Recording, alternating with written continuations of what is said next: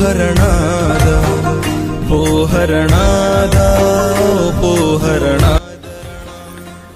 علیکم ورحمت الله وبرکاته. زم تاسو ورور تاسو قربا حساسانی یو ځل بیا تاسو په درانه خدمت کې حاضر یم.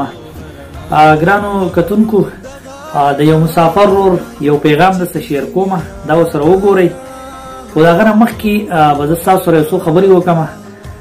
نن سبا که تاسو وګورئ زمونږ د ین جنریشن ته څونه چې نوجوانان طبقه ده هغه دا کوشش کوي چې زه د لسم پورې تعلیم وکړم او نو بیا به د هغه نه بعد زم مسافرۍ ده. نو موږ به نن خبره په دې باندې کوو چې په مسافرۍ کې تعلیم اهمیت لري که نه لري. بیا به سره دغه وایس میسیجونه شیر کوم او نه وروسته به سره زه د یو مسافر ورور لنډه شانته واقعه شیر کوم. هغه هم تاسو ګورئ. دا ویډیو ډېره اوږده کوم نه، زما هغه ملګرو ته دا پیغام دی کم چې د تعلیم نه لري دي، د تعلیم نه کوي، هغو دا سوچ لري چې په تعلیم باندې نن سبا مونږ ته جاب نه میلاویږي او په پاکستان کې د تعلیم څه اهمیت نشته دی. نو زه به د هغو نوجوانانو ورونو سره یو ښکلی شان پیغام شیر کړم چې د تعلیم اهمیت او د تعلیم اهمیت شته که نشته دی، آیا په پاکستان کې یا په مسافرۍ کې. نو تعلیم ډېر زیات لازم دی. تعلیم رڼا ده، علم یو سمندر دی. خو ټیم خرابو منو دغه وایس میسیجونه وګورئ. دغه نه وروسته سره د مسافر ورور یو عبرتناکه واقع شیر کوم او بیا به ستاسو سره څو خبرې کوم. ویره اسد بھائی زه وایم کنه چې چرته خپل استادان هغه ته خامخره رابطه وکم، هغه سره میسیج وکم کنه، هغه موږ د نصیحت کوي یا ته یو ویډیو جوړه کی، هغه موږ ته د نصیحت کوو کنه خیر ته یو شارټ کټ ویډیو شي جوړه کا او د سټوډنټانو ته دا ویډیو جوړه کا چې ګوره سبق وای تاسو دغه کوشش مکوئ زمانه استاد جوړ شي، زه پولیسو کې برتی شم یا بل څه جاب باندې ولګېږم، دا سوچ مکوئ. که سبا له بل ځای ته لاړ شي دا به موږ د استادانو ویل خو موږ نه منله، بل ځای ته لاړ شي نو تاسو تکلیف نه هغه دا د اسد بھائی چې دلته زه راغلی یو ځای کې ماته د ډیوټۍ افر وشو، تنخواه یې ښه برابر ویله خو هغه اوس ټول انګلیش وایو. یو کس سره خو ما دغسې هم مخامخ ونو څه خپې مې له ماتې کړې، بس ګډې وډې مې ته وویلې او بیا بل کس نمبر راکوي ته دفتر ته لاړ شه، هغه لرې ځای کې دفتر دی. زما سره بنګالي راسره و، بنګالي ته ما وویل ما ته وویل چې هغه غټه سیکیورټي هلته څوک چېرته پرېږدي، دا خو ته ما له ډېر روپۍ راکړې هغه ځای ته چې تا وړمه ډېره قیسې کوله. خو چې هغه ته به ما له نمبر راکړه ما ورته رینګ کوو نو هغه ما ته انګلیش وایي. نو د ټلیفون انګلیش او د تعلیم خو موږ شته خو ماشاءالله چې کمزوري دومره چېرته ویلی شو څه که نه، انګلیش کې خبرې خو ډېرې ګران دي، موږ اردو کې ګزاره کوو نو انګلیش خو ډېر ګران دی. نو تعلیم ډېر ضروري شی دی چې اسد بھائی په انګلیش باندې زه پوهېدی که نه، انګلیش مې بالکل برابر انګلیش مې ویلی شو. نو د روپو څه کمی دلته امارات کې نشته بیا چې صرف تعلیم برابر وي که نه روپو چې چا تعلیم دومره. خو په دې باندې خیر دی یو شارټ کټ ویډیو هم چې جوړه کړم چې خلکو ته سټوډنټانو ته نصیحت وکړه چې ګوره دغه شان مسله ده، دا ستاسو هغه ځای کې په کار راځي، سبا په دې ځای کې په کار راشي.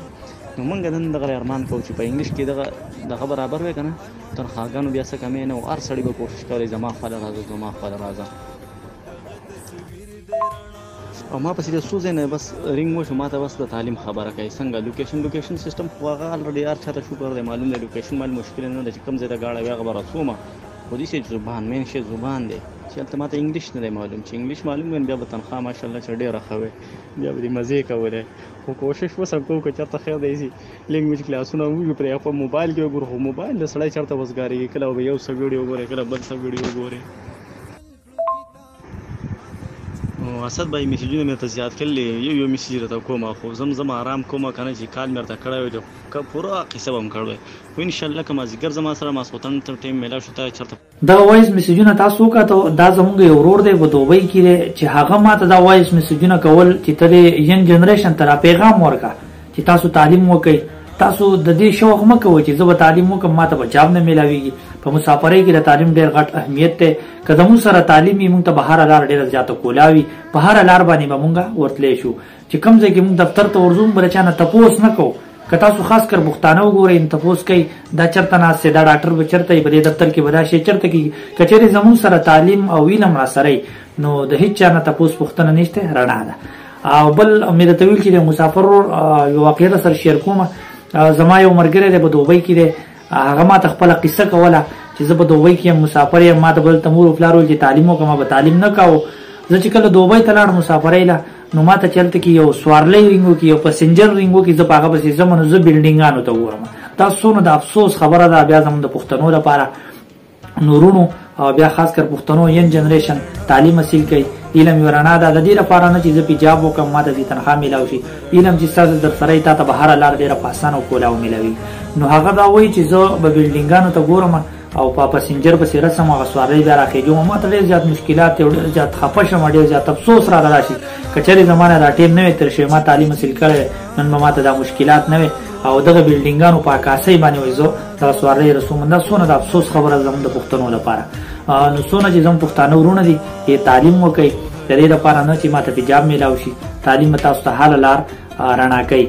او بل خبره دا ده چې دغه مسافر ماته بار بار دغه میسج کاوه خو ماته ټیم نه مولا شي دغه معذرت غواړم دغه ویډیو ماته ډیره لیټ کړه او دغه مسافر ته او بیا خاص کر زمونږ چې کوم د انجنریشن هغه ولته په لړ شانته میسج ورکړه دغه میسج مې شیر کاوه اینه مسیل کوي تعلیم وکړي او تعلیم تاسو هم پکار راشي په معاشره کې وا د بل چا هم تاسو پکار راشي. او د پیغمبر سلام حدیث مبارک هم دی چې علم حاصلول چې دی دا په هر نارینه او زنانه باندې فرض هم دی. نو علم حاصل کوي خپل ژوند روښانه کوي بل ته پیدا وکړي او خپل هم پیدا وکړي. دغه شارټ پیغام مخکې شیر کړئ او د بل ویډیو پر مال راکړئ. اجازه. السلام علیکم ورحمت الله وبرکاته.